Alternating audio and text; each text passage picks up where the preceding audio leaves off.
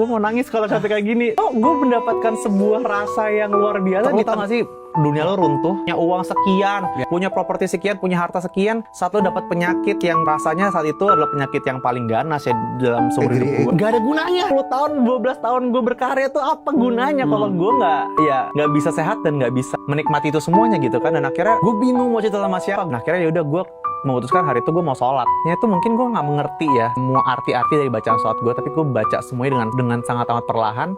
Dan di tengah-tengah sholat itu gue nangis sendirian di kamar hotel gue, nangis. Dan gue masih merinding sih cerita kayak gini. Sekarang gue masih inget sekali kayak momennya pertama kali gue bisa kayak curhat sama seseorang yang sudah lama sekali gue tidak omongin dan ngobrol bareng. Tapi gue rasa banyak kasih sayang langsung kayak masuk ke hati gue yang tadinya gue nggak happy, tiba-tiba gue langsung ngerasa tenang, aman, nyaman, dan dipeluk. Rasanya gimana sih sholat rasanya? Oh ini gue mau nangis kalau sampai kayak gini. Tapi kayak gue untuk pertama kalinya dalam situasi yang gue berat ya, biasa gue mau operasi, tapi gue mendapatkan sebuah rasa yang luar biasa di tengah-tengah gue lagi baca kalimat sholat yang gue juga mungkin gue nggak ngerti, tapi kayak ada yang bisa ada yang meluk gue gitu.